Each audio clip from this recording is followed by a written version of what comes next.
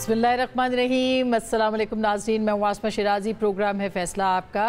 एक ख़त का मामला अभी हल नहीं हुआ कि एक और ख़त या खतूत जो हैं वो इस्लामाबाद हाई कोर्ट के 8 जजों को मौसूल हो चुके हैं।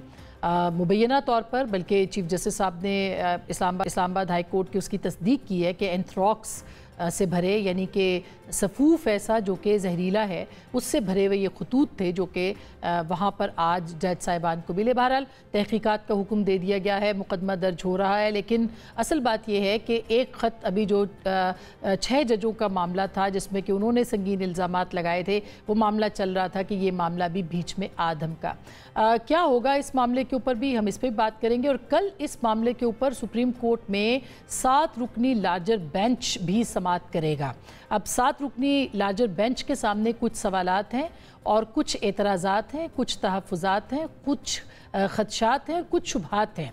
इन सारे जो ख़दशात शुबहात हैं इनका जवाब सुप्रीम कोर्ट दे पाएगी, नहीं दे पाएगी। क्या इसका दायरा कार क्या होगा, कल की समाअत का कितना वसी होगा, इसके अंदर किस किस को तलब किया जाएगा, किस किस को बुलाया जाएगा, क्या जो पुराने मामलात हैं वो भी सामने आएंगे। आज बानी तहरीक इंसाफ इमरान खान साहब ने कहा कि अगर जनरल फैज़ को भी बुलाया जाता है तो उनको इस पर कोई एतराज़ नहीं है और 7 रुकनी बेंच पर वो मुतमईन है, लेकिन वो खुश तब होंगे जब फुल कोर्ट बेंच बनेगा। अब जाहिर है कि ये मामला ऐसा है कि जिसके ऊपर कल सुप्रीम कोर्ट पे ही नज़रें लगी हैं कि वो क्या समाअत करते हैं, किस तरह से इस मामले को आगे लेके चलते हैं। ये एक नाजुक सूरत हाल भी है और दिलचस्प मरहला भी होगा। बहरहाल संगीन नौयत के इल्ज़ामात हैं जिसकी के तहकीकात होनी है।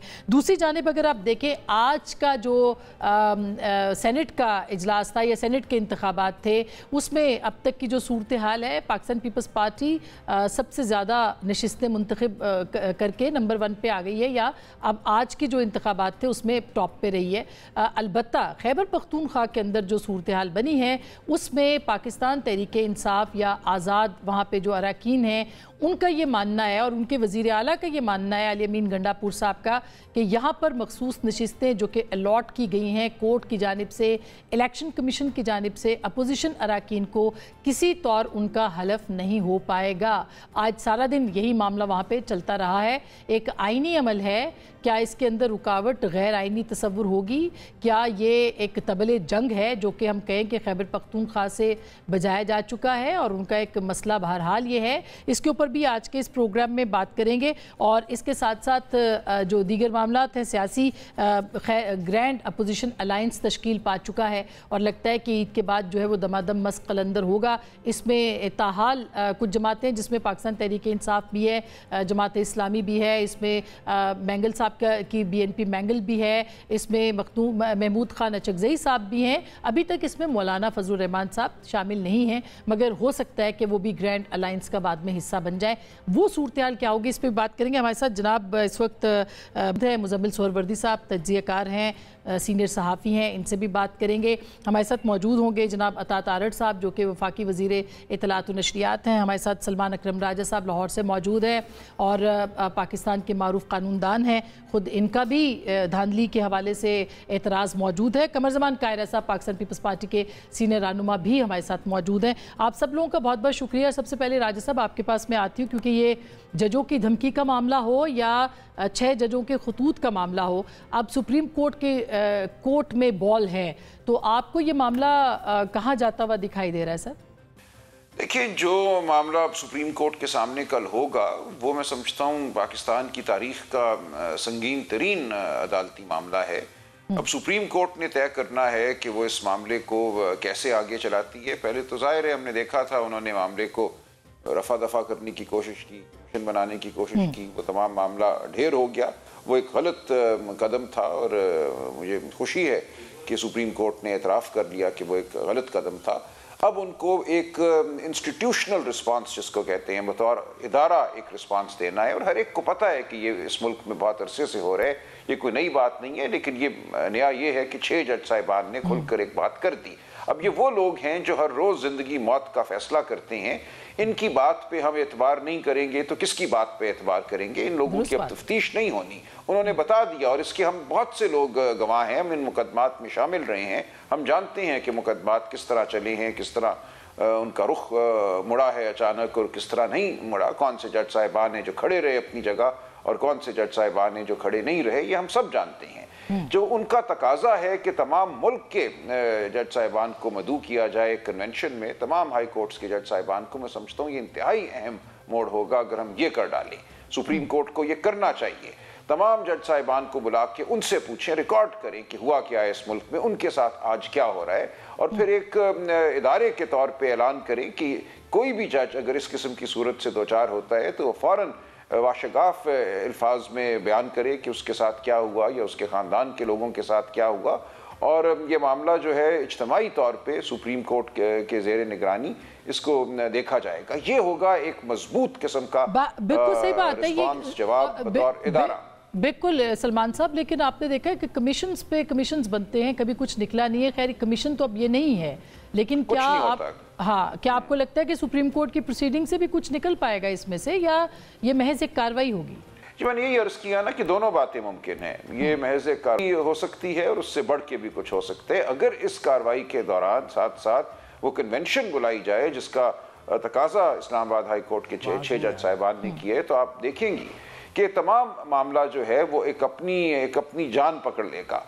अगर मुल्क के 200-300 सीनियर जज साहिबान आके बैठते हैं और ये बात करते हैं तो फिर उसको नज़रअंदाज करना मुमकिन नहीं होगा। 6 जजों को तो आप मातूब कर सकते हैं, उनको आप लिफाफे भी भेज सकते हैं, लेकिन 150-200 जज साहिबान के साथ आप ये नहीं कर सकेंगे। इसलिए ज़रूरत है कि पूरी कौम इस पर मुत्तहद हो और अदालत जो है, हमारा जो अदालती निज़ाम है वो इस पर यकजा हो और यकजा होकर बतौर इदारा एक जवाब दे उन कुव्वतों को, जो भी वो कुव्वतें हैं जो हमारे अदालती अमल पर असरअंदाज होने की। ठीक बात है कायरा साहब, ये मुतालबा तो ज़ाहिर है अब तहरीक इंसाफ की तरफ से आ रहा है, बाज़ाब्ता तौर पे आ रहा है, बाकायदा तौर पे आ रहा है।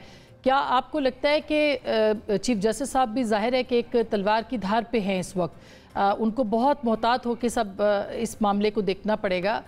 क्या शफाफ तहकीकात हो पाएंगी आपके ख्याल में? आसमा, गुजारिश है कि अदालत के अंदर कंप्लेनेंट मैं हूं, कोई जज हो, कोई और फर्द हो, सबको अपने कहे के ऊपर सबूत देने होते हैं, उसको साबित करना होता है। जज साहिबान का कह देना, खत लिख देना अगर काफी है तो फिर सुप्रीम कोर्ट में मुकदमा चलाने की जरूरत नहीं थी, फिर सुओ मोटो की भी जरूरत नहीं थी, फिर कमीशन बनाने की भी जरूरत नहीं थी, क्योंकि 6 जजेस ने कह दिया है और जजेस जज होते हैं तो ठीक कहते हैं। तो मैं समझता हूं कि ये एक अच्छी पेशरफ्त है, एक स्ट्रगलिंग डेमोक्रेसी में एक अच्छा अगला कदम है कि हम आइंदा के लिए इन इक़दामात कोई रोकथाम कर पाए। माजी में जो कुछ हुआ उसको भी देखा जाएगा, यकीनन देखा जाएगा, और उसकी तादीबी कार्रवाई जितनी मुमकिन हो सकेगी वो भी की जाएगी, जो मेरा ख्याल है। लेकिन अगर हम ये समझते हैं, इसके 2 पहलू देखने की बड़ी जरूरत है।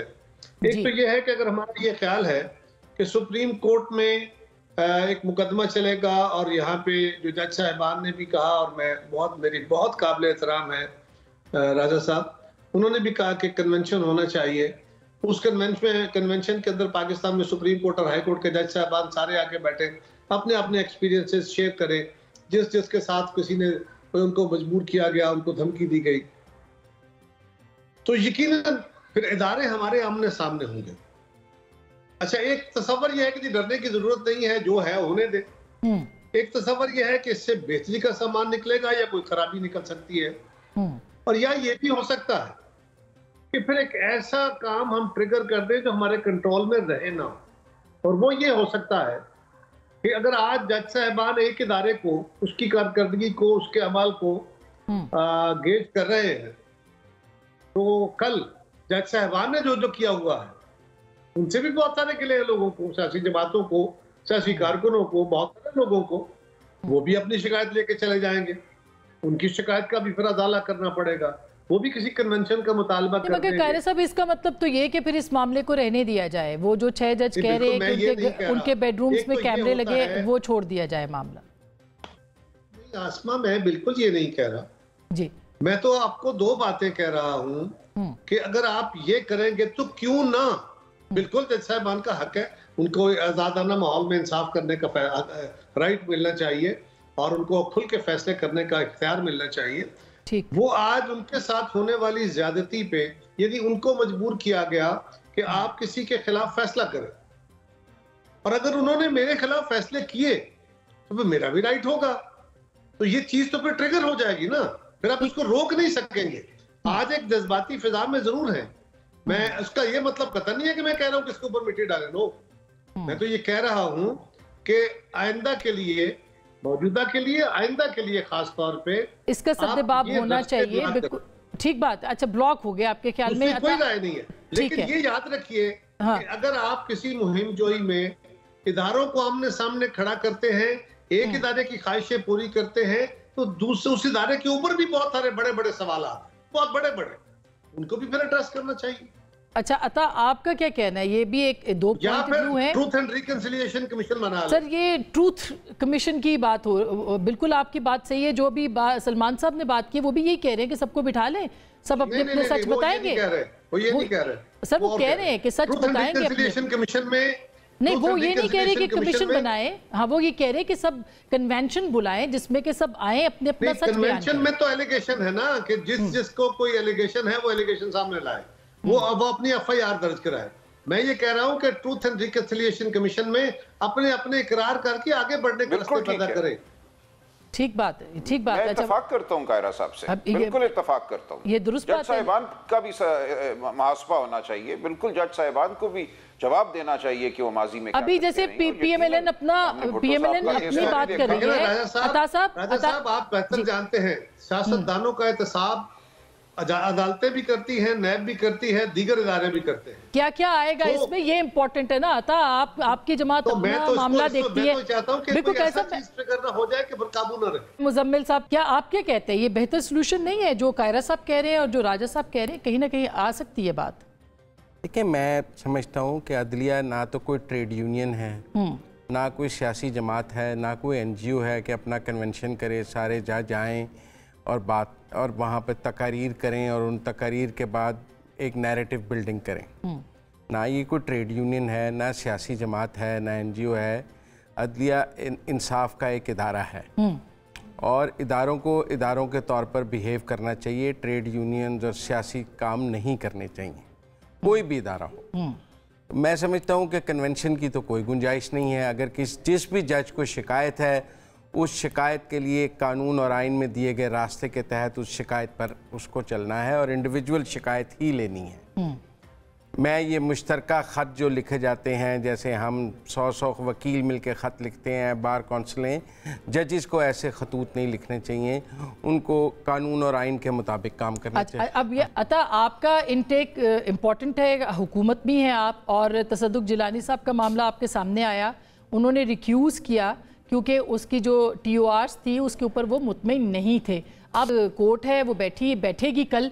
आपको क्या लगता है, कमीशन बनना चाहिए? इन्वेस्टिगेशन कैसे करेगी? ये तो आपने करवानी है, एग्जीक्यूटिव्स ने इन्वेस्टिगेशंस।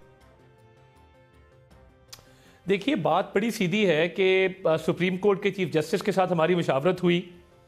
उस मुशावरत के नतीजे में ये तय पाया कि एक कमीशन जो है बनाया जाएगा।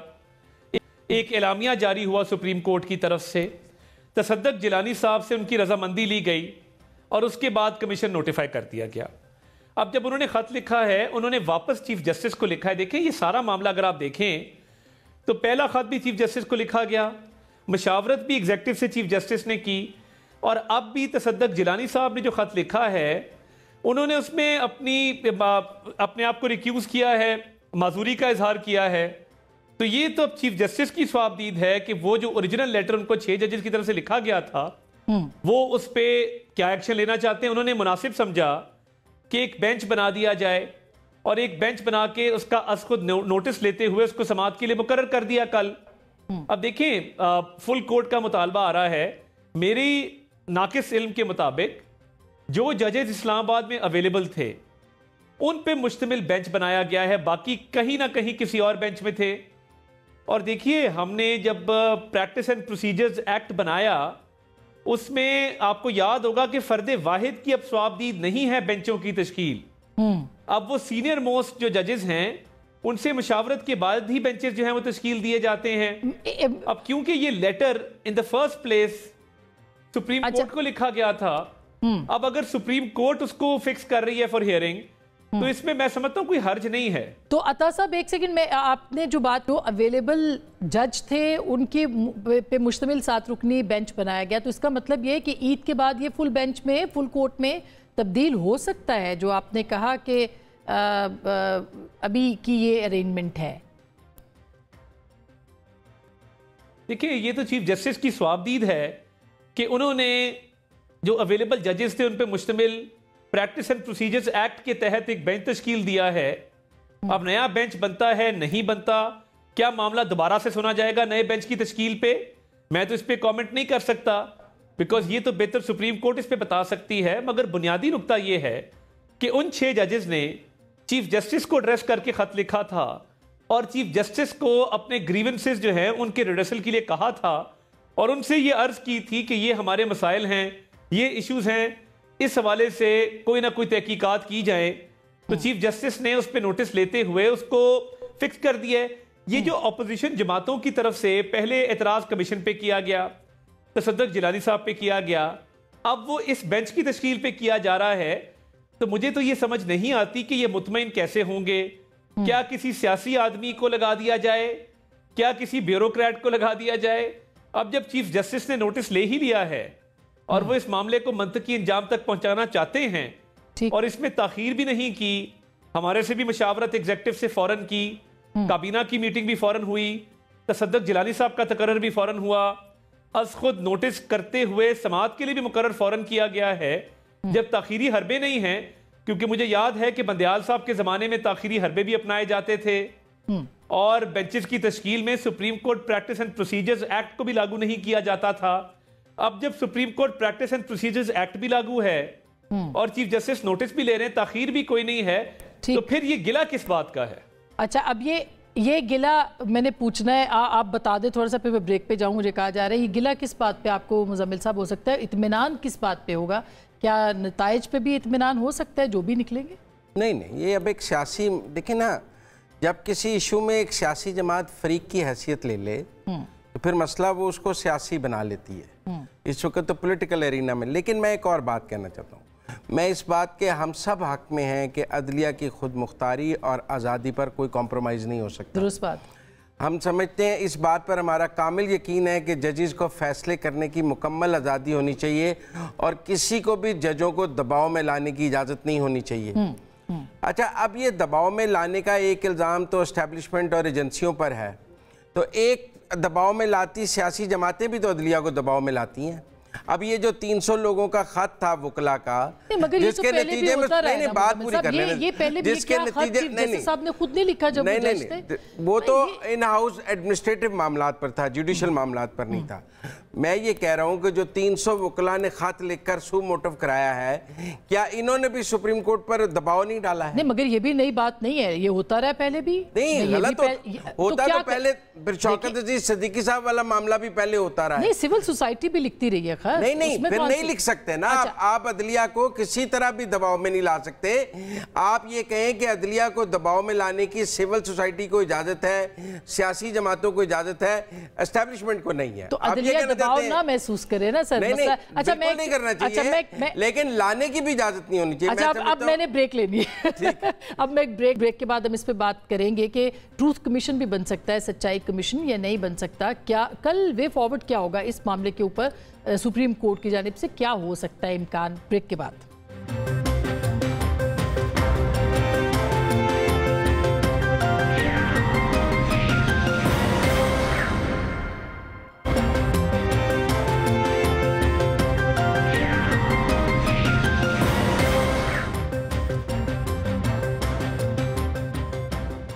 Welcome back. एक दफ़ा फिर आपको खुशामदीद कहते हैं। इस नुक्ते पे हमने ब्रेक ली थी कि क्या कमीशन जो हैं वो इस तरह से बन सकते हैं। अता तारड़ साहब ने भी कहा कि फुल कोर्ट के हवाले से इम्कानात हो सकते हैं, मगर जो जज दस्तियाब थे उनके ऊपर ये बनाया गया और कमेटी ने बनाया। मगर आपको लगता है कि क्या वाकई ये बात दुरुस्त है कि अगर इसी तरह खतूत लिख के अदलिया को राजा साहब लिखा जाए कि फ़लानी चीज़ पे बना दें और अदलिया दबाव में आ जाए, तो क्या फिर उसको किस तरह से लिया जाएगा और क्या वाकई सुप्रीम कोर्ट दबाव में आई है? सर, नहीं, देखिए, दबाव आप किस चीज़ को कहते हैं? ये कि किसी के आप बहनोई को उठा लें या किसी के आप बेडरूम में वीडियो बना लें, वो दबाव एक दूसरी नौइयत का दबाव है। एक अखलाकी दबाव जो है, जिस पे आप दलील की बुनियाद पे एक बात करते हैं, आज़ा करते हैं, कोई मुकाबला नहीं इन दोनों बातों का। दुनिया के हर मुल्क में जो अदालती अमल है वो अवाम के सामने किया जाता है, वो अवाम की एक तरह से मिल्कियत है। अमेरिका में जुलूस निकलते हैं फैसलों के हक में और फैसलों के खिलाफ। रो वर्सेस वेड का फैसला आप जानती हैं, जहां अबॉर्शन का मामला था, 50 साल उसके ऊपर इलेक्शन लड़े गए, उसके ऊपर जलसे हुए, रैलीज हुई, झगड़े हुए। तो ये होता है मामला। देखिए, अदालती फैसले जो हैं वो माशरे को मुरतब करते हैं। माशरे के अंदर जो इदारे हैं उनकी तश्कील में वो माविन होते हैं। मगर माशरे के जो इदारे हैं, तहरीक इंसाफ मानेगी? अभी से ये बहस शुरू हो गई है कि कल दबाव के तहत या जो भी आपके अपोनेंट्स है वो कहते हैं बुलाया, क्या वो मानेंगे फैसले को किसी भी तरह के? नहीं, एक लम्हे के लिए तहरीक इंसाफ को साइड पे रख देती हैं। अभी जो ये 300-400 लोगों का खत था उसकी बात करती हैं ना, उसमें तो उन्होंने यही कहा कि जो ये 6 जज साहिबान का हाई कोर्ट के का खत था उसका ये मतलब नहीं था जो आपने किया, उसका मतलब ये था और आपके लिए बेहतर लाया अमल ये होगा। ये एक तजवीज़ है माशरे की तरफ से, किसी ने कोई सुप्रीम कोर्ट पे हमला नहीं किया और ये बड़े महज़ब लोग थे जिन्होंने ये खत लिखा और अपनी राय का इजहार किया। बिल्कुल ये जायज़ तरीका है और हमेशा ये होना चाहिए। सुप्रीम कोर्ट की भी रहनुमाई माशरा कर सकता है और करता है। देखिए, अमेरिका में एक जंग हुई, सिविल वॉर हुई ड्रेड स्कॉट मुकदमे के ऊपर। ड्रेड स्कॉट के मुकदमे में सुप्रीम कोर्ट ने कह दिया कि जो गुलाम है वो मिल्कियत है मालिक की और वो उसकी मर्जी के बगैर स्टेट लाइन क्रॉस नहीं कर सकता। उसकी वजह से एक सिविल वॉर हुई वहाँ पे। इसलिए ये बिल्कुल ठीक है, माशरे का और अदालत का जो एक ताल्लुक है और जो मकालमा है वो मकालमा रहे तो वो बहुत अच्छी बात है, वरना बात आगे बढ़ सकती है। एक तो इस चीज को बिल्कुल मैं समझता हूँ हमें आप मुस्तरद कर रहे हैं इस बात को, लेकिन तस्लीम, अच्छा अब इसका एक और पहलू भी है। अच्छा, अब इसका एक और पहलू भी है कायरा साहब के, अगर ये तस्लीम नहीं होता, मसलन सुप्रीम कोर्ट में ये मामला है, ये मामला तो जितना लंबा किया जा सकेगा, इसमें बहुत सारे इदारे भी आएंगे, नहीं तस्लीम किया जाता उसके फैसले को, फिर क्या होगा सर? हाँ आसमा, पहली बात तो ये है कि अदालत के फैसलों के ऊपर तनकीद करना, नकद लिखना, उस पर एहतजाज करना, ये तो हर जगह होता, हमारे अपने मुल्क में होता है। वहां भी राय साहब ने दुरुस्त रहनुमाई की है। लेकिन वकला की तरफ से, वकला की बॉडीज की तरफ से मुतालबा जो होता है वो बुनियादी तौर पर, ये मेरी इंटरप्रिटेशन है, राय साहब की ऐसा हो सकता ना हो। वकला की अंजुमनें जो होती हैं उनका बुनियादी काम ये है कि वो अगर समझती हैं कि ये काम अदालत के अंदर दुरुस्त नहीं हो रहा तो वो पिटिशनर बन के चली जाती है। वो वहां से अपने फोरम से खत लिख के, और कुछ फोरम वो भी हैं वकला के जो कह रहे हैं कि कमीशन ही ठीक है, कुछ लोग वो हैं जो कहते हैं फुल कोर्ट बना, कुछ कहते हैं नहीं ठीक है। तो ये मुख्तलिफ आरा जरूर हो सकती है, लेकिन मेरी नजर में वकला के पास बेहतरीन ऑप्शन जो है वो ये है कि वो जाके पिटिशनर बना तो हक है, आप पिटिशन करें, अदालत सुन लेगी। आप अपनी मर्जी का जज जो कोर्ट बनवाएं उसके लिए तहर्रुक करें।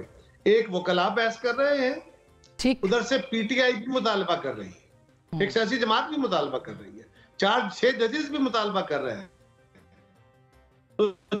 पीटीआई और वकला, लेकिन सही बात है, नहीं मगर साथ रख के देखें सर, उनके एतराजात पे तो सुने ना सर, आप उनके एतराजात को कैसे मुस्तरद कर सकते हैं? मैं उससे इनकारी नहीं हूँ, मैं इनकारी नहीं हूँ, मैं कह रहा हूँ सिर्फ इन 3 चीजों को साथ रखे ना। जज साहिबान का खत है, ठीक, और पीटीआई का मुतालबा है और 300 लोगों के खतूत है, तो ये जरा साथ रख के फिर देखें कि आपके सामने प्राइमा फेसी पिक्चर क्या बनती है।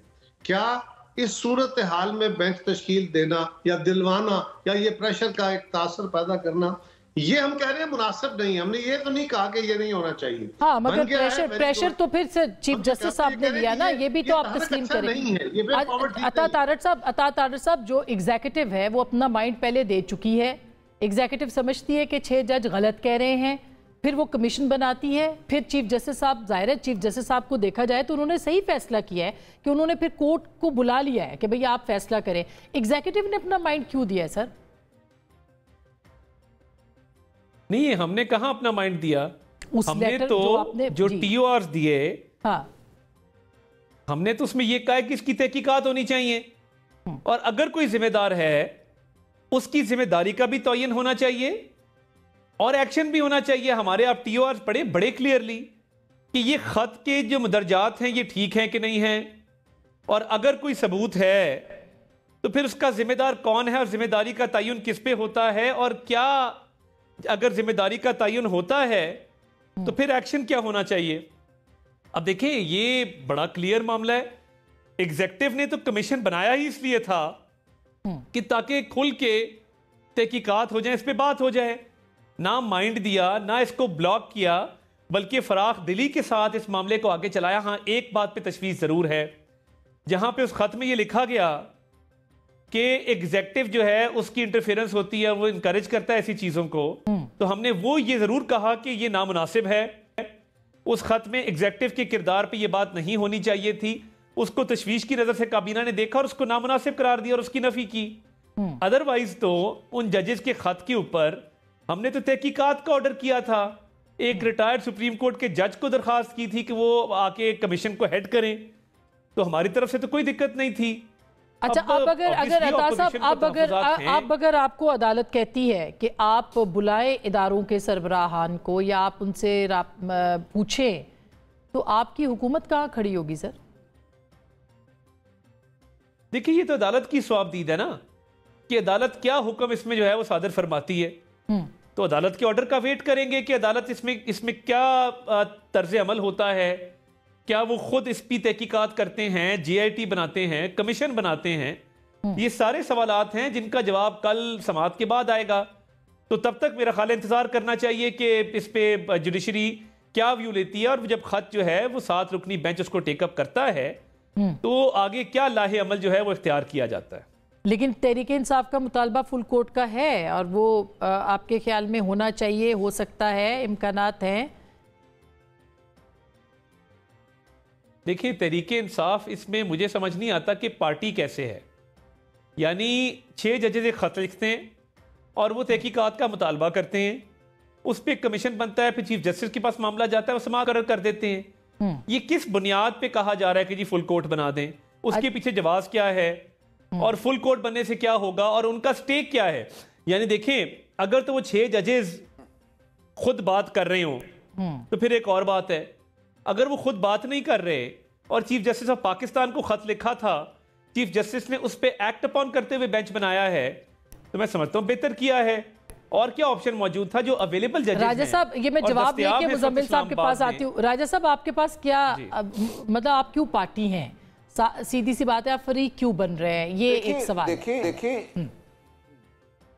देखिए जिन मामलात का जिक्र किया है 6 जज साहिबान ने, उनमें से अक्सरियत जो है, बल्कि तकरीबन तमाम वो मामलात हैं जिनमें हदफ PTI या PTI के लीडर या इमरान खान साहब बराह रास्त थे।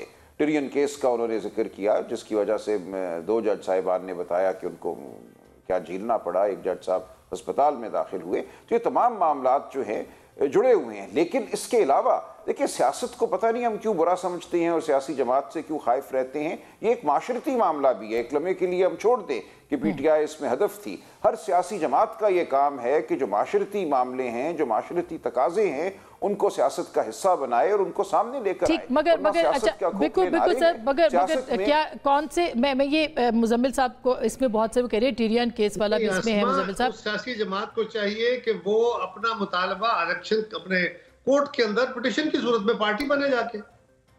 हाँ, ये एक सवाल है। बहरहाल मैं राजा साहब से जवाब लूंगी। ये भी हो सकता है, देखिए ये भी हो सकता है। हाँ, अच्छा राजा साहब, इसको मीडिया में पॉलिटिसाइज करना, ये मुतालबे करना, इससे बहुत सारे इसके काउंटर मुतालबे शुरू हो जाएंगे ना। जमातों का कोर्ट में जाना हक है, बिल्कुल जाना चाहिए उनको, जाके पार्टी बने अदालत में, अदालत उनको अलाउ कर दे। ठीक।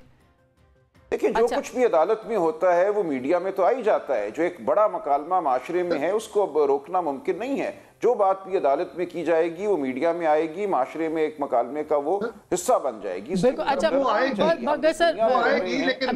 मैं बात को आगे बढ़ाती हूँ। कह रहे साहब, जो रिलीफ जिनमें वो कह रहे हैं कि क्या टिरियन वाइट वाला केस था और किसमें रिलीफ इसमें मिले इमरान खान साहब, वाकई उनके जो फैसले हुए इस दौरान में आपको लगता है दबाव था मुजम्मिल साहब?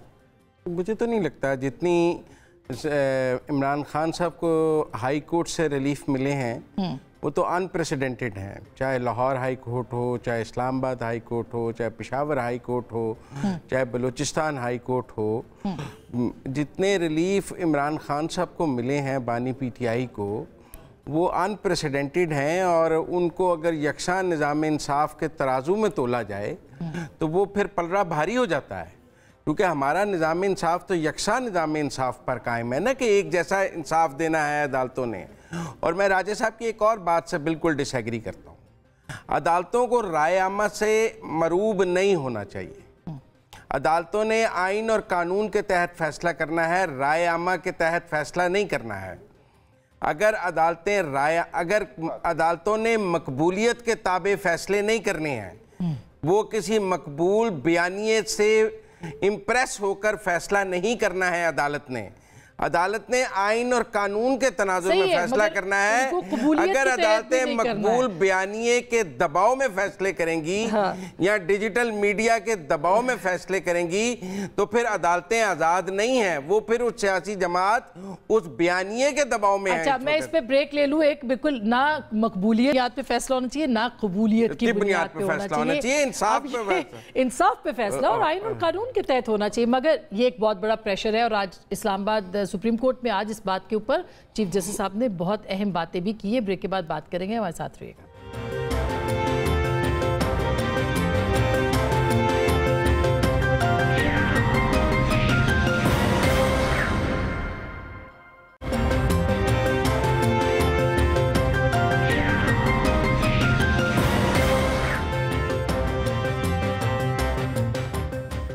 Welcome back. एक दफ़ा फिर आपको खुश आमदीद कहते हैं। राजा साहब, अब मुझे ये पूछना है, आज आपने देखा होगा बहुत सी खबरें चल रही हैं कि बुशरा साहिबा ने कुछ इल्ज़ामात आयद किए हैं कि उनके खाने में जहर वगैरह मिलाया गया है, या कोई एक पाउडर है, जो भी उनके थे, उसके ऊपर आप क्या कहेंगे? और ये महज इल्ज़ामात ही होंगे या वाकई उनको ऐसे ख़तरात लाहक हैं?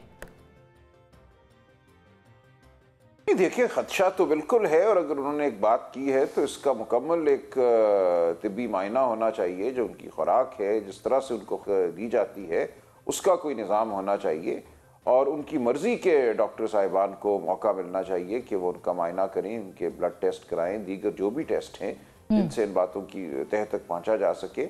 और ये तवातुर के साथ ये एक निज़ाम होना चाहिए। बिल्कुल ये एक इंतहाई तशवीश की बात है, और इस हवाले से मैं समझता हूँ नेशनल असेंबली में भी और अदालत में भी ये मामला उठेगा। तो ये बहुत अहम मामला है। ठीक बात। और इस पे क्या कहेंगे कि गुज़िश्ता कुछ दिनों से रिलीफ भी मिल रहा है, खास करके कल तोशा खाना में नहीं मांगा गया था सस्पेंशन, फिर नैब ने सस्पेंशन के लिए कह दिया, फिर उनका फैसला मुअत्तल हो गया, उनके खिलाफ जो फैसला था। इसको भी लोग अनप्रेसिडेंटेड कह रहे हैं या कोई अहम मूव कह रहे हैं? नहीं, कोई अनप्रेसिडेंटेड नहीं है। देखिए, इन मुकदमात को जो जानते हैं लोग, और मैं जानता हूँ, ये बिल्कुल मज़हका खेज़ मुकदमे हैं। ये मुकदमा किसी, मैं समझता हूँ, सही अदालत में इसमें सज़ा हो ही नहीं सकती थी।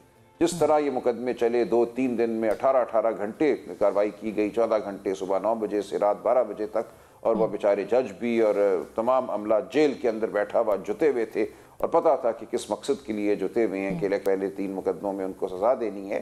तो ये जिस तरीके से तमाम अमल हुआ, जिस बॉन्डे तरीके से, तो उसका अंजाम तो यही होगा। अच्छा। जब भी अदालत सांस लेगी और खुली फिजा में फैसले करेगी, तो ये फैसले जो हैं बिल्कुल हवा में तहलील हो जाएंगे। आपकी हुकूमत है, अब इस तरह के इल्ज़ामात आ रहे हैं। आज इमरान खान साहब ने भी इल्ज़ाम आयद किया, उन्होंने ताकतवर शख्सियत के ऊपर इल्ज़ाम आयद किया, तो आप इसको किस तरह से देखते हैं? आप इन्वेस्टिगेट करवाएंगे इस मामले को?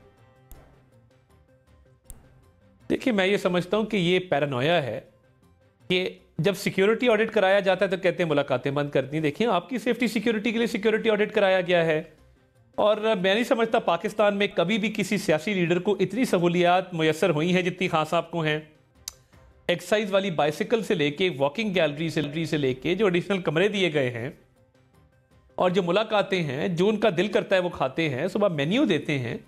और एक दौर था कि जब खान साहब कहते थे मैं खाना बंद कर दूंगा, दवाइयाँ बंद कर दूंगा, हमने तो ऐसी चीज़ ज़बान पे लाना भी मुनासिब नहीं समझा कि एक शख्स कैद है और वो सज़ा याफ्ता है, मगर अगर वो कुछ हकूक़ चाहता है तो ठीक है, उनको मिलने चाहिए। मगर ये जो बार बार जहर का कहा जाता है, मैं इसको रद्द करता हूं, इसको मुनासिब नहीं समझता। और ताकतवर शख्सियत पे क्या इल्ज़ाम लगाना है? आप एक शहाना तर्ज ज़िंदगी अपनाए हुए हैं, आपको तमाम सहूलियात मैसर हैं, आपको जो आप कहते हैं वो आपको वहां पे मिल जाता है। ये तो मतलब किसी भी लीडर ने सियासी दफ्तर नहीं चलाया जेल आप के क्या अंदर कहेंगे? से। रिलीफ मियां साहब की मुझे याद है, रिलीफ मिल रहा है जी। देखिए, एक तो मियां साहब की कैद मुझे याद है, 2-2 महीने मुलाकात बंद रहती थी बगैर किसी वजह के। और देखिए ये जो रिलीफ है, मैं ये समझता हूं कि देखिए अभी 190 मिलियन पाउंड का जो केस है, बहुत भारा केस है, ओपन एंड शट केस है। साइफर में ऑलरेडी सजा याफ्ता हैं, इद्दत में ऑलरेडी सजा याफ्ता हैं। और इसमें भी याद रखिए कि ये जो तोशा खाना के केस में सजा मुअत्तल हुई है, ये सजा मुअत्तली की हद तक मामला है। इसमें अभी सजा बरकरार है, यानी वो सिर्फ सेंटेंस सस्पेंड हुआ है, मेन अपील तो अभी फिक्स नहीं हुई हेयरिंग के लिए। अच्छा, तो मैं नहीं समझता कि ये कोई बहुत बड़ा रिलीफ मिला है। वन लाइनर आपसे भी सेंटेंस की हद तक है। ठीक, रिलीफ आप क्या कहते हैं, चीजें बेहतर हो रही हैं पीटीआई के लिए? नहीं, मैं नहीं समझता। मैं समझता कोर्ट अपने कानून के मुताबिक काम कर रहा है। जब वो कानून के मुताबिक कोई फैसला आता है तो आप रिलीफ ले लेते हैं, जब फैसला खिलाफ आता है तो आप सख्ती ले लेते हैं। मेरे ख्याल में अदालतों के काम को कानून और आइन के तनाजुर में देखना चाहिए, सियासी तनाजुर में नहीं देखना। बहुत शुक्रिया, थैंक यू सो मच। यही बात आइन और कानून की बात है, तमाम जो चीज़ें हैं वो आइन और कानून के मुताबिक हों तो मेरा ख्याल है एतराज़ात भी ख़त्म हो जाते हैं। कल बड़ा दिन है, देखना है कि सुप्रीम कोर्ट में क्या होता है। गुफ्तगू आपने सुनी, फैसला आपका।